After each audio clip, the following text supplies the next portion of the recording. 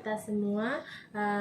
Kembali lagi bersama kami, saya Yustin, dan di sebelah saya ada Kakak Jenny sebagai narasumber.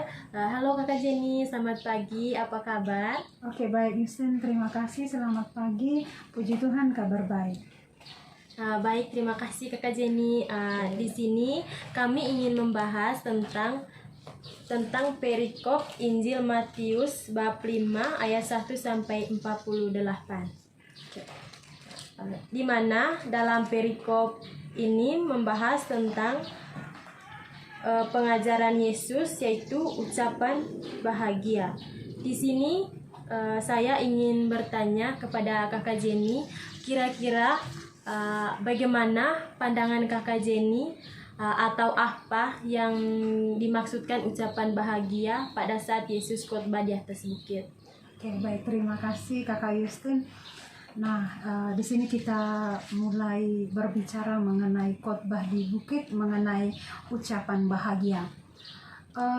Tentunya khotbah Yesus di sini berbicara bukan hanya sekedar bahagia, berbicara sekedar berbahagia yang dialami atau yang dirasakan oleh setiap manusia, tetapi lebih istimewanya Yesus berbicara di sini mengenai sukacita dan juga hidup yang penuh dengan keberkatan, di mana Yesus mengajar di atas bukit kepada setiap murid-muridnya.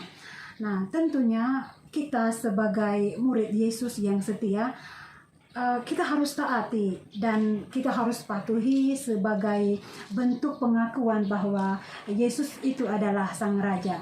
Nah, dalam Injil Matius bab 5 ayat 3, di mana di sana mengatakan bahwa berbahagialah orang yang miskin di hadapan Allah, lalu berbahagialah orang yang berduka cita, lalu berbahagialah orang yang lapar dan haus akan kebenaran, kemudian berbahagialah orang yang murah hatinya karena mereka akan beroleh kemurahan, berbahagialah orang yang suci hatinya karena mereka akan melihat Allah, lalu berbahagialah orang yang membawa damai karena mereka akan disebut anak-anak Allah. Nah, kata bahagia yang diungkapkan oleh Yesus di sini adalah tidak hanya menunjukkan pada perasaan bahagia yang terasa di dalam hati kita manusia. Nah, ketika kita merasa bahagia atau merasa senang, ya banyak hal yang kita ekspresikan lewat tertawa atau senyuman. Tetapi di sini lebih ke Yesus mengungkapkan berbahagialah orang yang lapar, berbahagialah orang yang lemah lembut, lalu berbahagialah orang yang murah hatinya. Di sini lebih istimewa bahwa Yesus bukan hanya sekedar menginginkan bahwa muridnya bahagia, tetapi memberkati atau memberi keberkatan kepada seluruh hidup bagi para muridnya. Nah, mengapa demikian? Karena kata berbahagia dalam Injil Matius bab 5 ayat 3 sampai 12 ini menunjukkan keadaan yang diberkati dalam pandangan Tuhan, tetapi bukan dalam pandangan manusia. Seperti itu Kakak Yustin, terima kasih. Oke, terima kasih Kakak Jenny. Kakak Jenny, saya juga mau bertanya lagi. Nah, berkaitan dengan kata berbahagia yang diajarkan oleh Yesus, misalnya berbahagialah orang yang miskin, berbahagialah orang yang berduka cita, berbahagialah orang yang lemah lembut. Kira-kira apakah ajaran Yesus ini dalam khotbah di bukit itu tidak bertentangan dengan pandangan manusia? Oke, baik.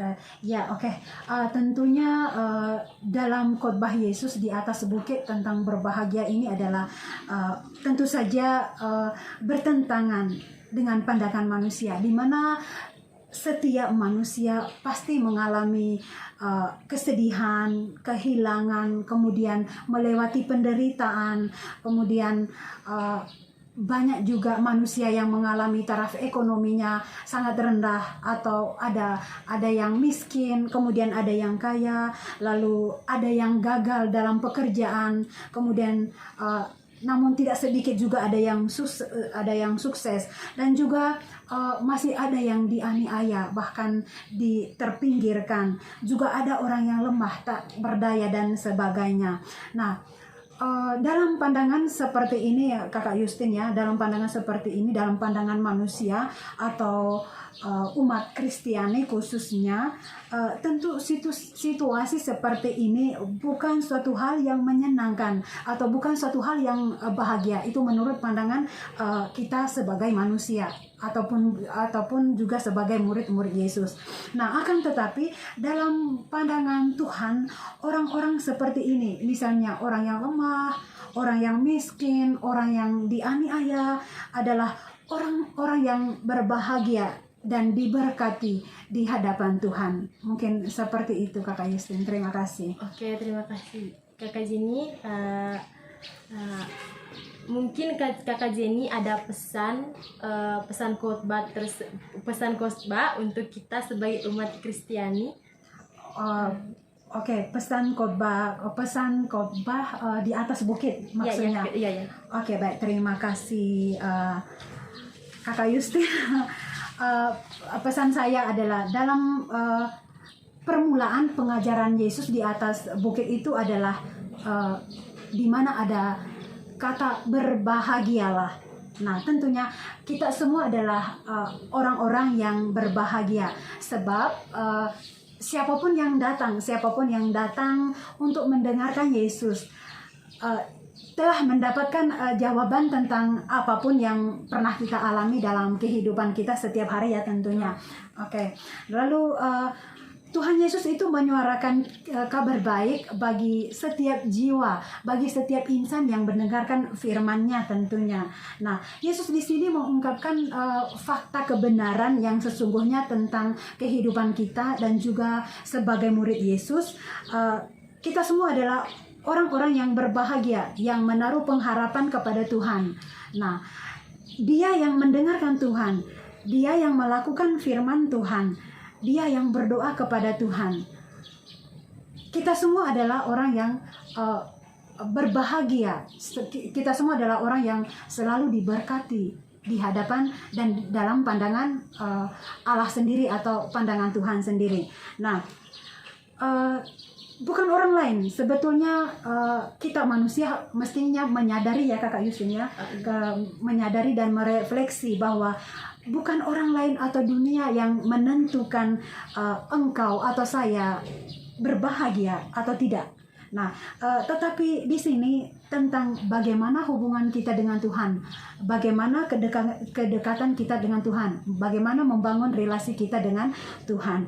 Nah, karena di sini Tuhan sudah mengajarkan kita tentang kerajaan surga, di mana dalam bab 5 ayat 10, berbahagialah orang yang dianiaya oleh sebab kebenaran, karena merekalah yang mempunyai kerajaan surga. Nah, Tuhan Yesus sudah mengajarkan kita tentang kerajaan surga. Nah, di mana kita dilatih, kita dididik, diajar sebagai orang yang lemah lembut, orang yang pembawa damai, sukacita, dan juga murah hati. Bukan menjadi orang yang sombong, bukan menjadi orang yang munafik, bukan orang yang menebarkan hal-hal yang tidak baik atau hal-hal yang tidak positif, tetapi kita sebagai murid Yesus yang teladan, kita harus semestinya menjadi orang yang sukacita, murah hati, dan setia pada kebenaran firman Tuhan, bukan menjadi orang-orang yang tidak baik di hadapan Tuhan. Mungkin seperti itu. Nah, Kakak Justin, dalam perbincangan saat ini juga saya ingin mengajak teman-teman atau sahabat tercinta di rumah supaya lebih merefleksi diri atau lebih bertanya kepada diri sendiri. Apakah Anda atau apakah saya ingin berbahagia? Nah, tentunya ini menjadi suatu pertanyaan besar untuk kita sebagai murid Yesus yang setia. Lalu, kalau Anda ingin berbahagia, kalau saya juga ketika saya ingin berbahagia, ya tentunya mulailah dengan pertobatan, artinya meninggalkan segala hidup duniawi dan cara pandang duniawi. Nah, kembalilah kepada Allah dan kita sebagai murid Yesus harus mengedepankan atau menggali nilai-nilai kebenaran yang sudah Allah tetapkan agar mendapatkan keberkatan dan kebahagiaan yang sejati. Itu saja Kakak Yusin, terima kasih. Oke, baik, terima kasih Kakak Jenny. Kakak Jenny, saya juga ingin mau bertanya lagi. Oke, Maaf, baik. mungkin Oke. Kakak Jenny. Tidak apa-apa, lanjut Oke, silakan. baik. Kira-kira apa pesan firman yang disampaikan kepada kita dan apa yang ingin dikatakan Yesus kepada kita ketika kita mendengarkan sabda Tuhan, kamu adalah garam dan terang dunia.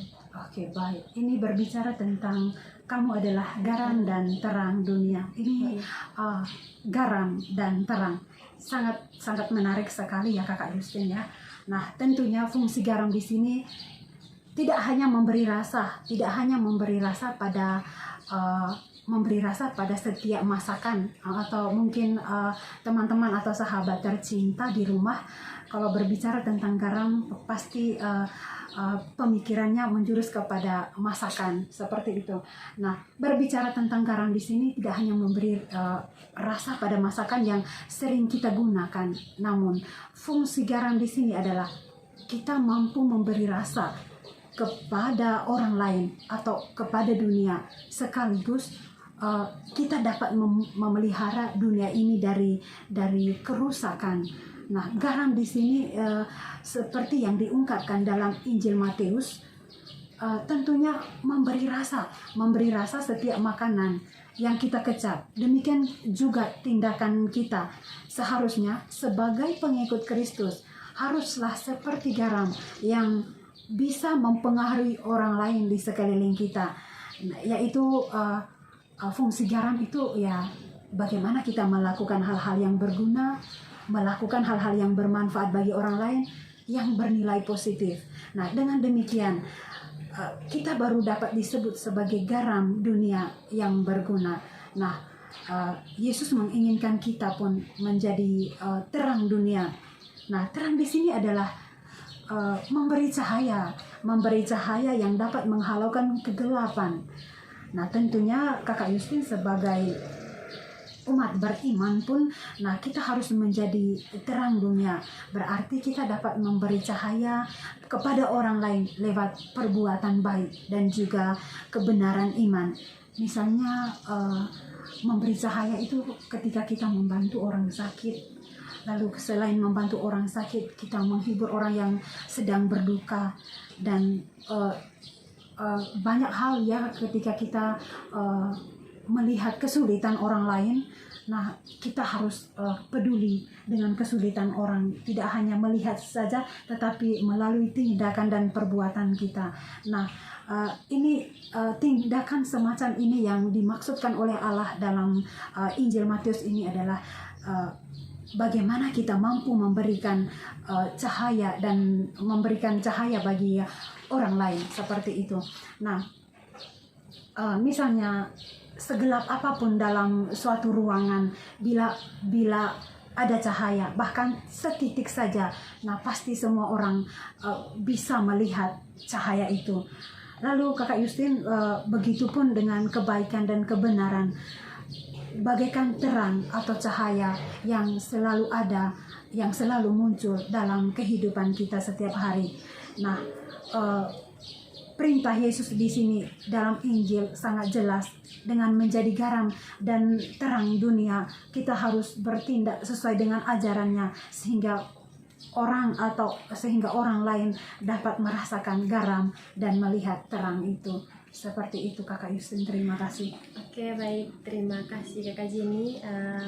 Yang terakhir, Kakak Jenny, maaf mungkin Kakak Jenny agak capek begitu. Yang terakhir, apa kata Yesus sendiri tentang hukum Taurat dalam Injil Matius yang berhubungan dengan bangsa Israel? Oke, baik. Ini Yesus dan hukum Taurat. Nah, berbicara dengan hukum Taurat, ya tentunya diberikan untuk sebuah tujuan, yaitu membuat agar bangsa Israel itu tersadar bahwa mereka membutuhkan juru selamat. mereka membutuhkan juru selamat, bahwa mereka menyadari hanya Tuhan yang sanggup melakukan atau membenarkan, menguduskan dan menyucikan hidup mereka, seperti dalam bacaan 1 Korintus bab 1 ayat 30. Nah, tetapi kita ketahui bahwa segala sesuatu yang tercantum dalam kitab Taurat tersebut ditujukan kepada mereka yang hidup di bawah hukum Taurat, supaya tersumbat di setiap mulut dan seluruh dunia jatuh ke bawah hukum Taurat. Nah, bukan jatuh ke dalam hukum Taurat, tetapi jatuh ke dalam ke bawah hukum Allah. Nah, dan tujuan tersebut berhasil. Nah, itu sebabnya tidak seorang pun yang dapat menggenapi hukum Taurat kecuali Yesus Sang Pencipta. Nah, hukum Taurat berisi tuntutan supaya manusia punya usaha dan juga perbuatan dan kekuatannya memenuhi standar Tuhan dengan sempurna. Mungkin itu saja hal-hal yang perlu saya sampaikan, Kakak Justin. Terima kasih. Terima kasih banyak Kakak Jenny. Oke, demikian saja perbincangan kami kali ini. Terima kasih kepada Kakak Jenny yang sudah berbagi. Semoga perbincangan kami kali ini dapat bermanfaat bagi kita semua. Tuhan Yesus memberkati. Amin. Terima kasih.